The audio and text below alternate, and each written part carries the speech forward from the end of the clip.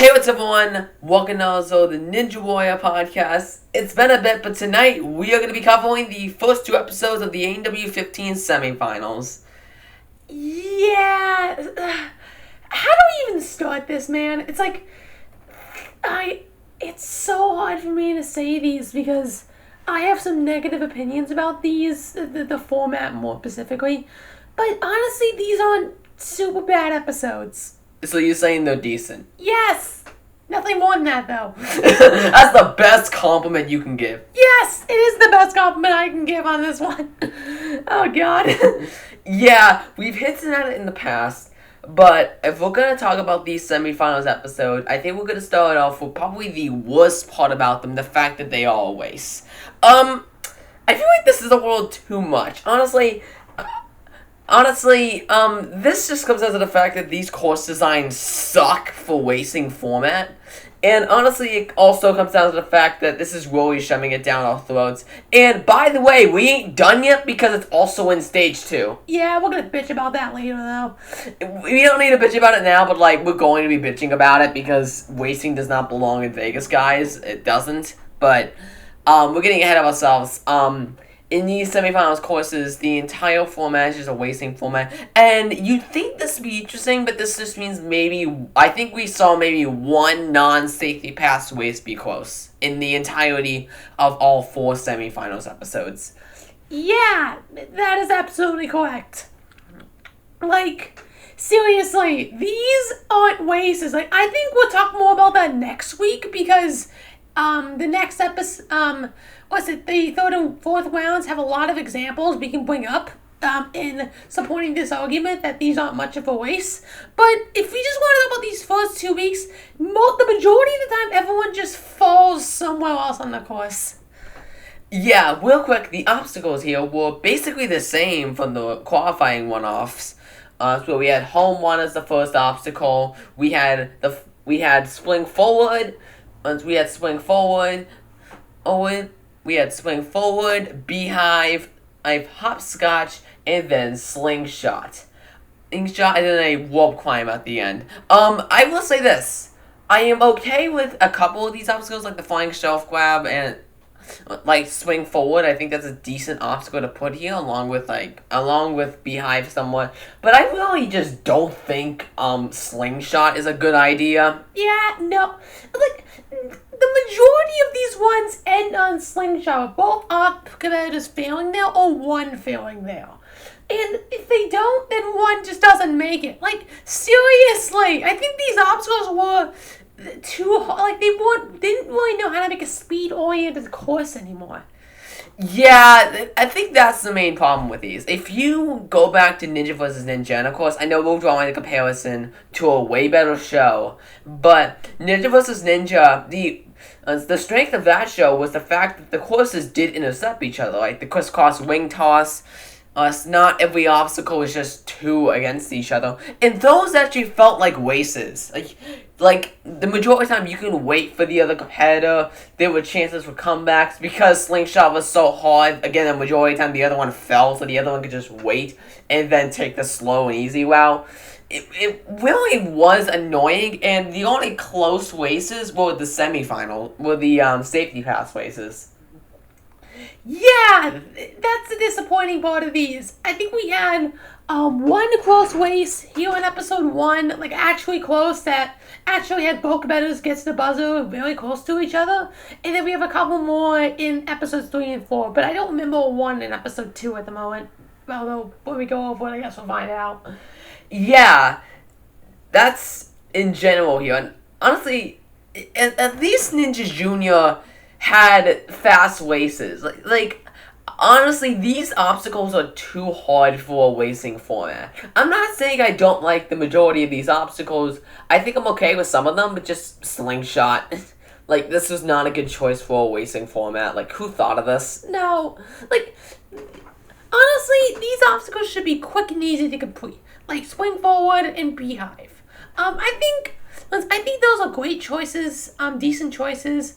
And when we get to the safety pathways, they also incorporate the wing nuts, which I'm so glad to see those return too.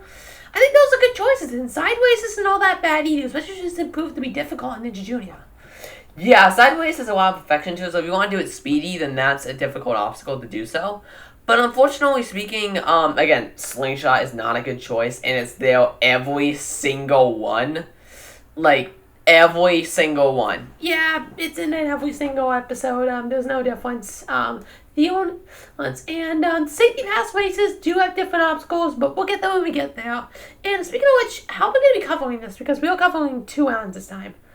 Yeah, Joe, it's going episode by episode. Okay, I guess I wasn't based on that earlier. I mean, did you tell us? I mean, he did tell us, so. I guess I'm just an idiot sometimes. I don't know. Alright, so starting off with the first one of the night, we got Tyler Yamauchi versus Ben Balance. This race was actually kinda close. And I say kinda just as a general compliment because there was something happening in here until Slingshot. Yeah, and I think it's fine, honestly. These two were really going at it, and then Slingshot, they started to break separation. With Tyler pulled out a lead, but despite him being ahead, he fell on his bed. But despite him being ahead, Ben Balance ended up winning. And that was because of a really dumb war where whatever competitor could be the last obstacle first is the winner regardless of who was in front afterwards, which technically speaking is also a war in Ninja vs. Ninja, but it felt more or less abundant. But it felt less abundant there, you know?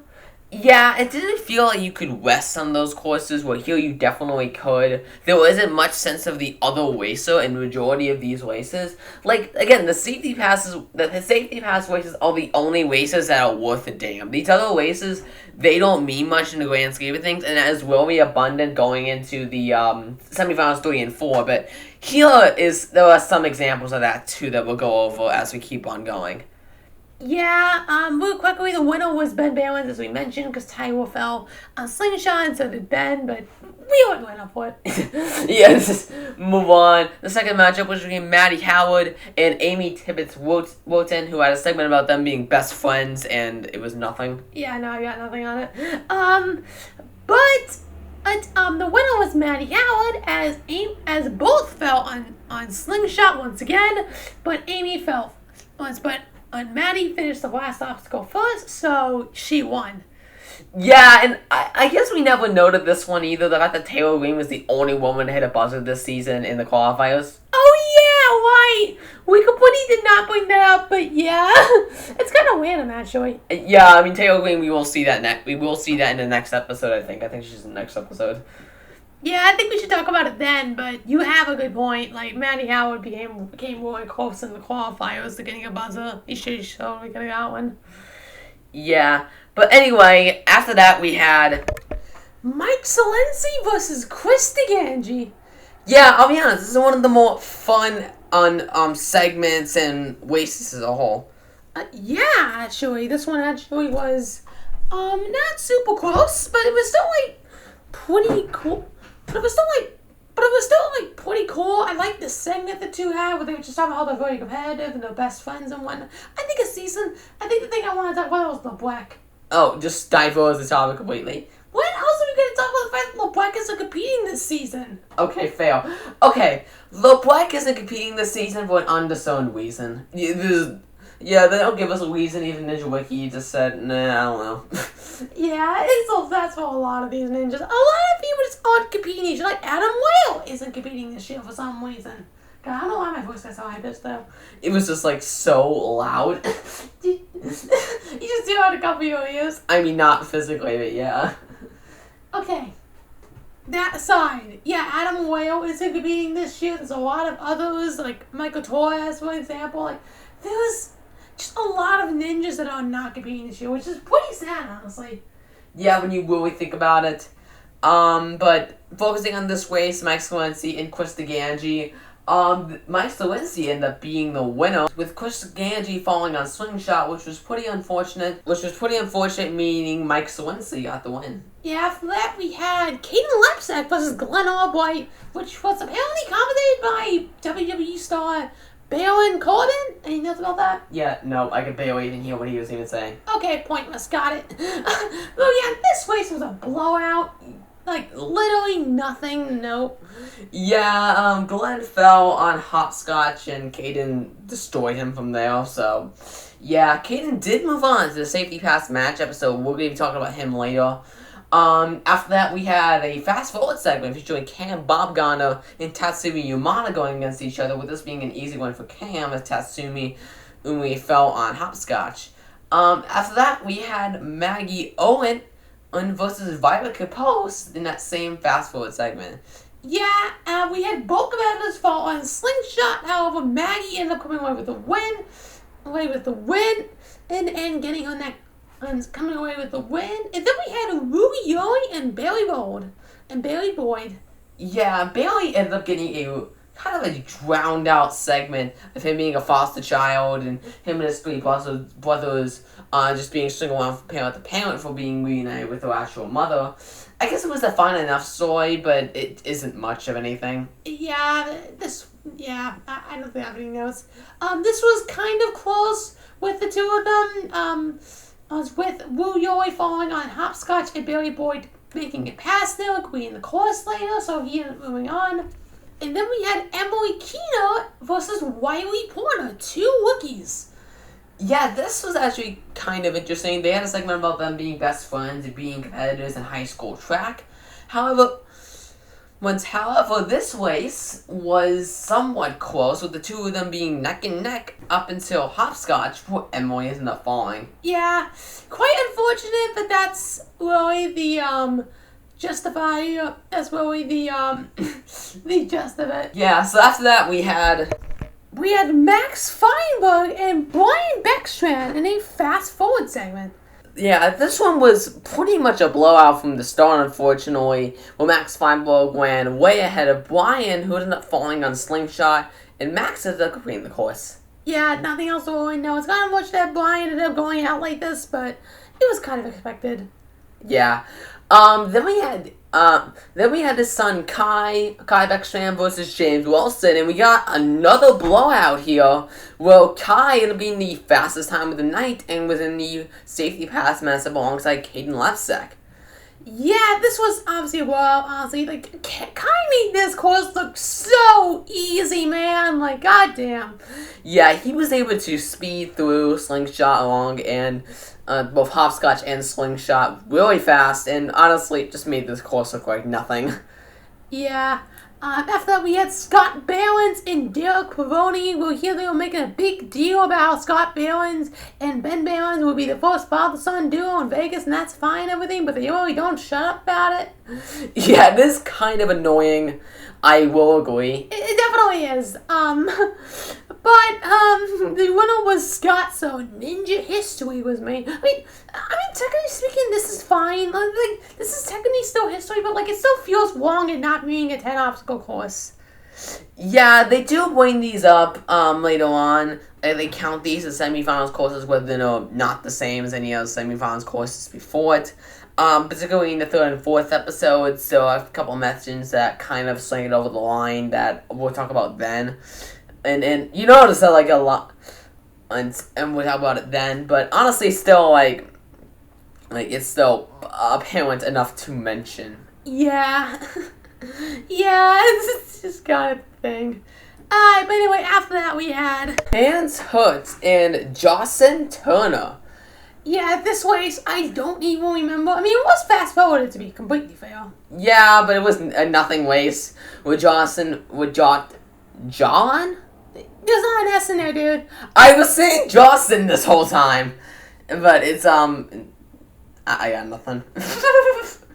I mean, we did watch the race earlier, but I just don't remember how to pronounce his name. But anyway, he fell on slingshot, meaning Hans got the win. After that, we had Austin Gray and Cade Perkins, which had Cade fall on slingshot, so Austin had a really easy win. And then we had the next matchup, Taylor Green and Jaylene Bennett. Yeah, they were popping this up as a big matchup between the best friends because Taylor is Austin's protege and Jaylene is Austin Gray's boyfriend. Yeah, the transgender. Okay, we all know. Jaylene Bennett is Austin Gray's girlfriend, and Taylor Green is Austin Gray's protege. So, who do you cheer for in this case? No. Yeah. This race was pretty much nothing as Jaylene immediately fell on swing forward, meaning Taylor got a very easy win, and she also hit the buzzer as well. I think it was one of only like 2 or 3 women who actually got through this entire course, like, in general. Yeah, there weren't all that many female finishers. She was one of them. And they also made a really big deal of the fact this was the first time a woman hit 2 buzzers in the first season. Like, that was in their first season. Does that really mean much anymore in the grand scheme of things? Because this isn't a 10 obstacle course. Yeah, it's the first example to be like, it doesn't really count in that way. I mean, not to us at least. Yeah, no. Then we had Jackson Twait and Nate Hansen, which was pretty interesting, actually. Yeah.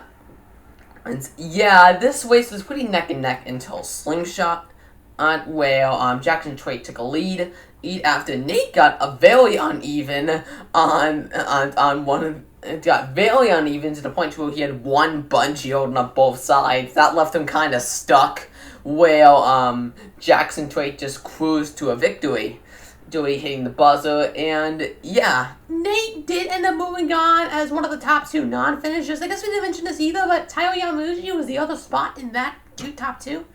Yeah, there were 2 non-winners that move on. I guess we should have brought that up, but yeah. After that, we have the final standard matchup for episode 8. We had Jeremiah Void versus Josh Ferguson. With this being a fast forward segment, Josh fell on hopscotch and Jeremiah Void ended up winning, just barely not beating Caden Lepsek for the fastest time. Yeah, it was really close. And speaking of being close, we have that final matchup between Caden Lepsek and Kai Beckstrand for the safety pass. Yeah, this was really close, with the 2 going head-to-head, back and forth. But to note before we go on, we had a new course to talk about. It was a different course with different obstacles. Yeah, I'll be honest, this course is so much better than the actual, one-off course.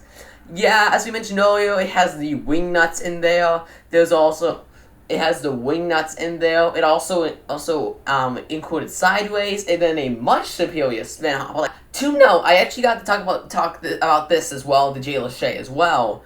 I actually got to talk about this to Jay Lachey as well, and he said the safety pass races were actually ran on the season 16 course. Oh, I guess that explains why we never saw Spin Hopper again. Yeah, this is a little weird. But Spin Hopper was definitely the better obstacle out of the 2. Yeah, why? That really should have been in here. Yeah, as this way is clearly shown, it was a way more fast-paced obstacle, and you really can speed it up if you need to. This race was really close. Caden and Kai were neck and neck all throughout it, but Caden had a comeback but Caden kept it close. It ended up busting out to a lead on Spin Hopper, where he was able to get to the top and hit the buzzer first, just about a second before Kai Beckstrand could. Yeah, it was a really close race, and honestly, the closest race we're going to be covering today. Yeah, next week we have a couple more, but just this week alone, this is really the only close race, and one of only a couple races where both competitors didn't fall. Yeah, that's a pretty big flaw of both these episodes. Yeah, but do you guys have any other notes before we move on to episode 9? There was something. Yeah, I don't think I have anything else to know about episode 8. It really wasn't much beyond what we covered. Alright then, in that case, let's move on to episode 9, part 2 of the semifinals. Yeah, it had the exact same obstacle lineup as last episode. Yeah, literally no difference whatsoever with this course, which was kind of unfortunate, but, they don't have many obstacles to choose from because they're that lazy. Yeah, it definitely feels like that. Seriously, bring back some of the Ninja vs. Ninja favorites, I don't know, Wing of Fire, Crisscross Wing Toss. What made that show so special was the fact that the races were not only head-to-head, they were really close and a lot of fun to actually watch.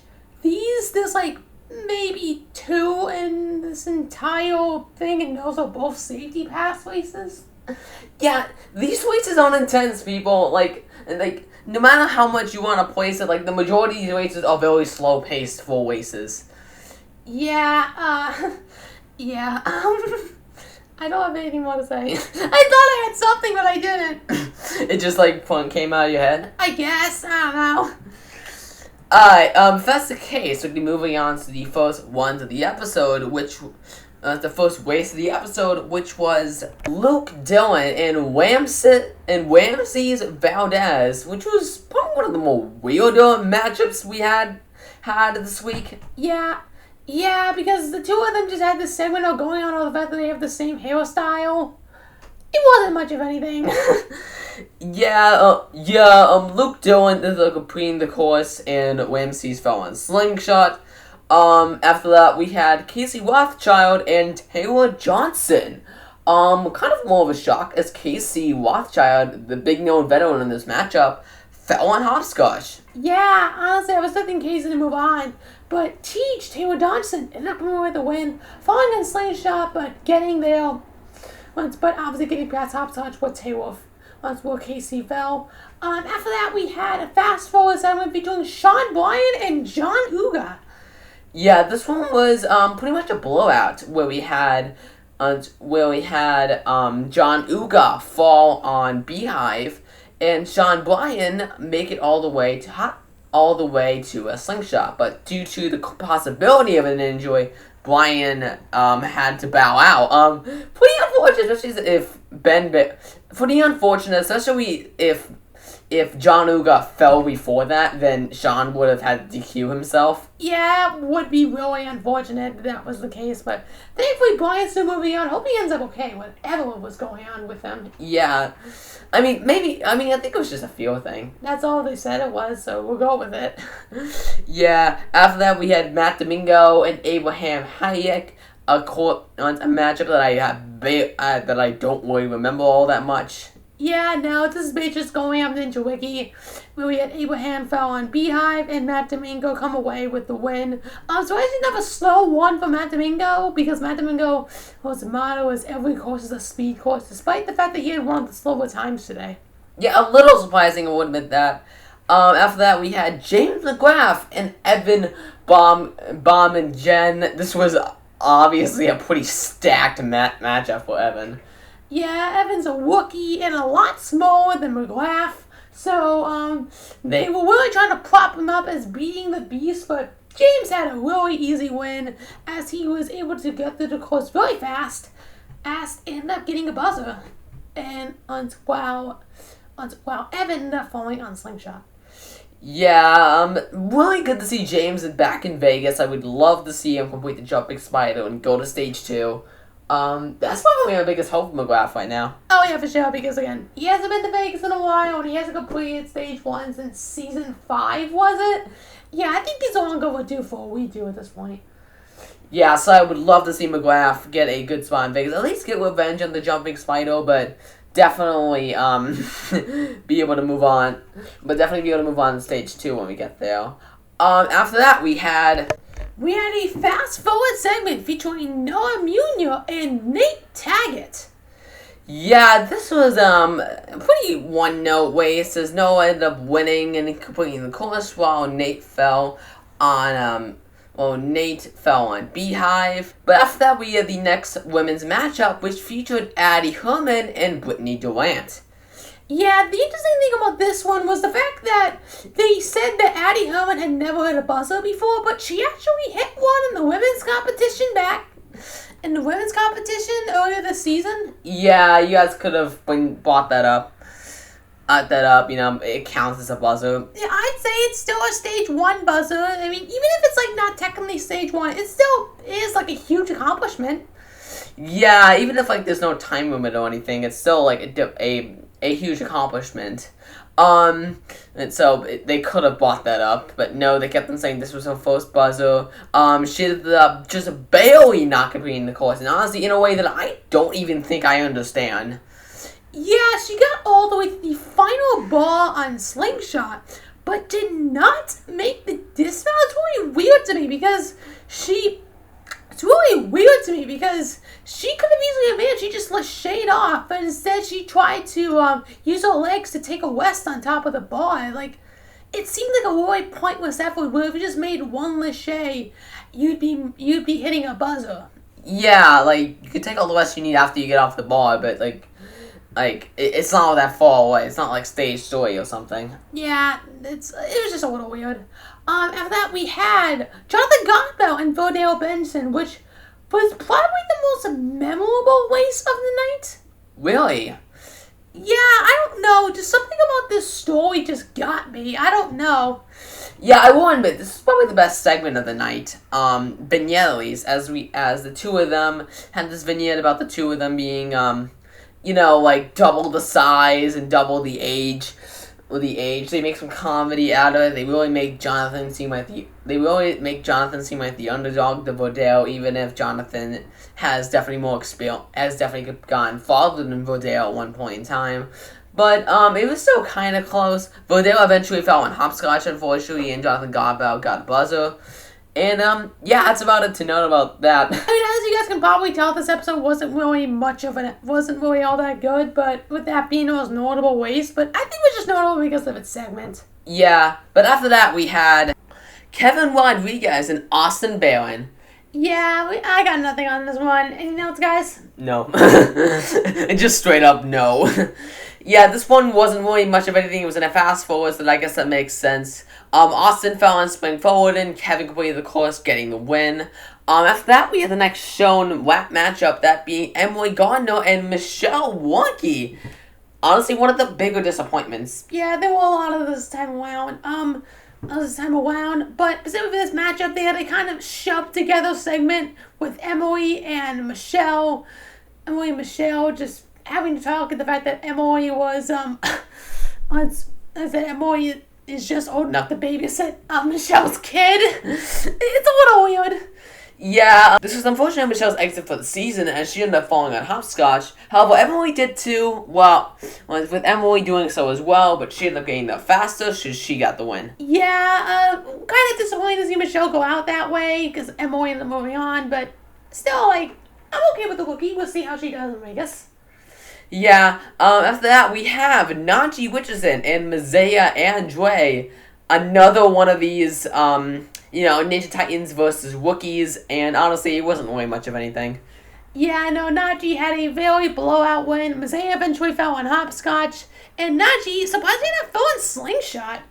Yeah, not the biggest shock of the night. Oh, definitely not, but yeah, still was surprised. Yeah, Najee still moved on. After that, we had a fast-forward matchup between Jay Lewis and Alex Goodwin, where we had Jay Lewis come out on top and Alex fall on hopscotch. Another one of these nothing races where Jay had one of the fastest times of the night, so that's something.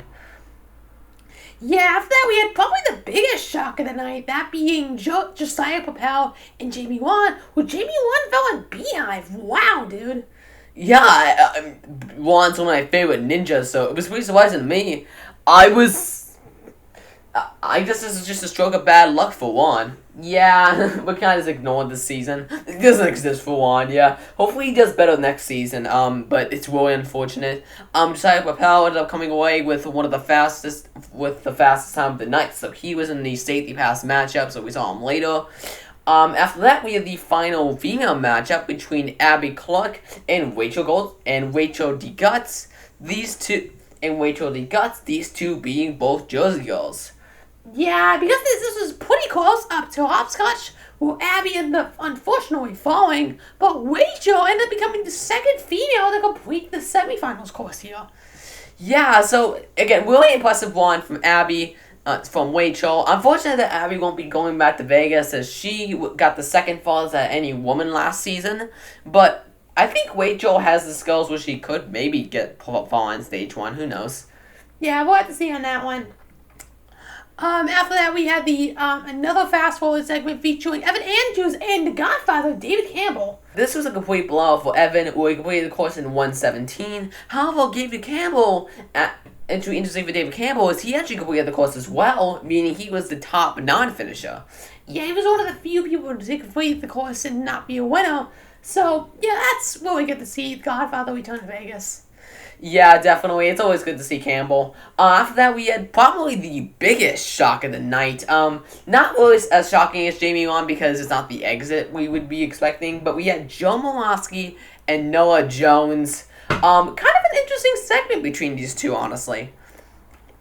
Yeah, because the two of them, they had a segment about how Joe met this kid when he was 13 back in season 11, and now he's just competing against the kid. He has to knock him out. And Molosky, he was going for speed the entire way, so Noah was eventually left in dust. And he ended up Noah ended up grabbing the wrong side of the beehives and ended up falling there. Pretty weird how multiple competitors ended up doing that here. Yeah, it was pretty constant. I guess we just didn't bring it up before this. Yeah, no, but this is the biggest example. Joe Molosky, he went for speed the entire time, as we just said. With getting the hopscotch, where he had a one-handed save. We're only playing with disaster, Molosky. Yeah, man, and then he fell on hopscotch, and then he fell on slingshot. Really unfortunate. Yeah. Yeah, so Joe Molosky is still moving on, but a pretty big shock that he did not make it to the safety pass matchup, or even just complete the course in general. Just speed kills, honestly, it's really unfortunate.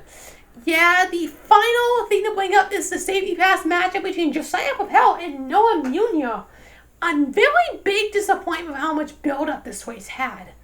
Yeah, this course was basically the same as it was. The safety pass course was basically the same during the, as it was last time. The only real difference here was the fact that the falling shelf grab was in the second position instead of spring forward. That was the only difference between the two semifinals between the two safety pass courses. This race was pretty disappointing to where both fell on sideways, with Noah being faster to the obstacle, meaning he got the win. Yeah, it's really disappointing. Obviously, so both are still going to Vegas, but Noah has a safety pass. I am kind of curious to see how he's going to use that. Yeah, and speaking of using that, you want to talk about how that's supposed to work? Yeah, so, with Stage 2 being a racing format, how does that work? What, do you just get a second try on the course? Or, like, do you have to re-race the other competitor? I mean, they could just not move on second. That's just really weird. Yeah, I mean, they either just not have it be allowed on Stage 2, and just have it be a Stage 1 thing, which makes it seem even more useless. Or, I mean, I guess, like, they could just have it just be a free pass. I don't know. Yeah, I guess we'll have to see how that ends up working. But just with this new format, it's a little more confusing. Yeah, and that's it for episode 9 of ANW, so I guess I need final notes. Actually, yes, these races aren't really much of races. Like, these are the chillest races I think we've ever had, really. Yeah, honestly, I would probably call the episode that, honestly. Oh, I was going to. Yeah, but honestly, that's the best way to say it. I think with that, though, we have covered both episodes. Yeah, we're back to our prowess, we're back to our standards. I'm pretty happy about that. Yeah, we finally are back to covering episodes like usual. Yeah, so next week, or whenever we get to it, we're going to be covering Semifinals Episode 3, which will be covering the third and fourth rounds of semis, and after that, we'll go into Vegas, people. Yeah, this is going to be a really weird season for Vegas. I am really curious to see how it's going to play out. We're going to have I'm not exactly all for the whole racing on Stage 2 thing. I will admit, Stage 2 is a speed course, but honestly, I don't think this is the way to do it. Yeah, it's a little much, but we'll get to it when we get to it, as next week we're covering the third and fourth semifinals, and the week after we are covering Stage 1. I think it depends on how the episodes are structured. I'm going into Vegas. Yeah, we'll just have to see on how we're going to cover those, but first off on the agenda is next episode, focusing on the third and fourth semifinals. But see you guys there. Peace.